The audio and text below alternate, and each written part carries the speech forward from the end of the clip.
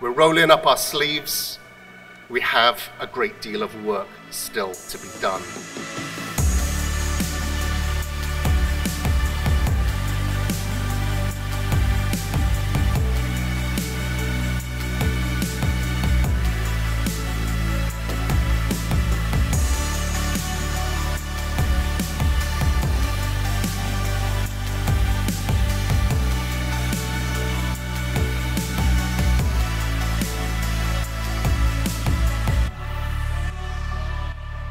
COP28 delivered some genuine strides forward, tripling renewables and doubling energy efficiency.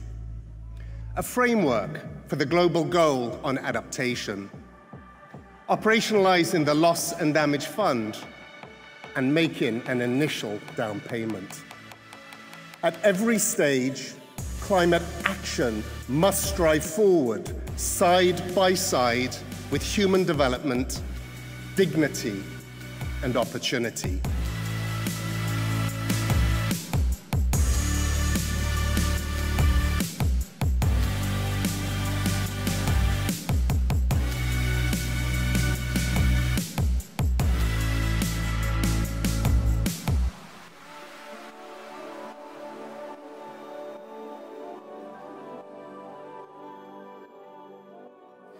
We are miles from the goals of the Paris Agreement and minutes to midnight for the 1.5-degree limit.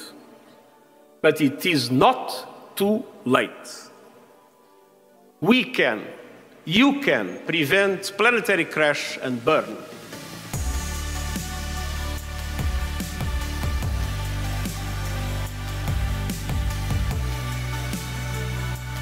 The reality is that unless we change course and adopt the policies that can in fact help mitigate that increase in temperatures, we are going to see far more lives lost and far more damage done.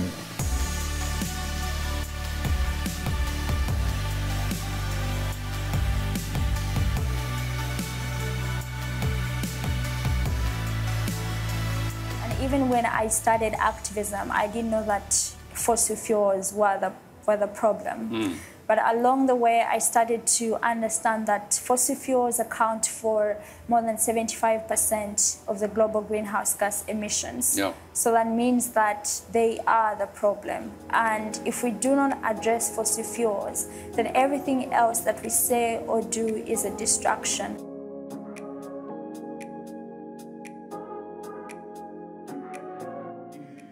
Have language on fossil fuel in our final agreement for the first time ever.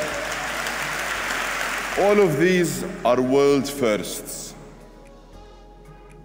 And all of these are crucial actions that will help shape a better, cleaner world with greater and more equitable prosperity.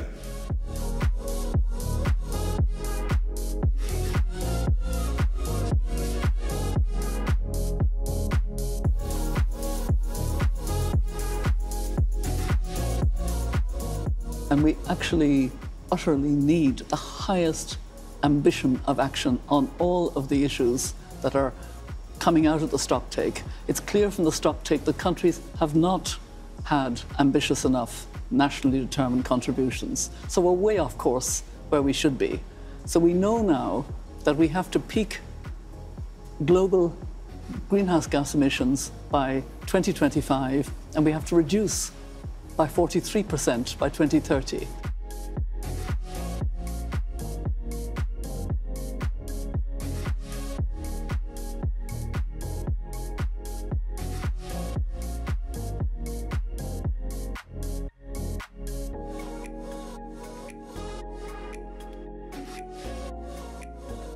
Looking ahead, the next 2 years are vital.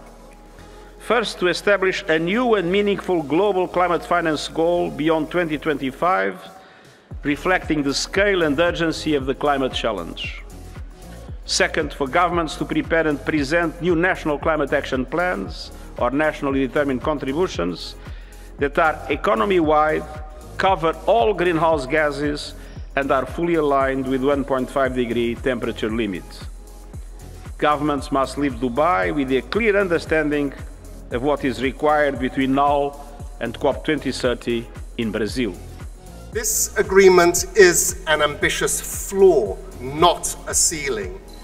So the crucial years ahead must keep ramping up ambition and climate action.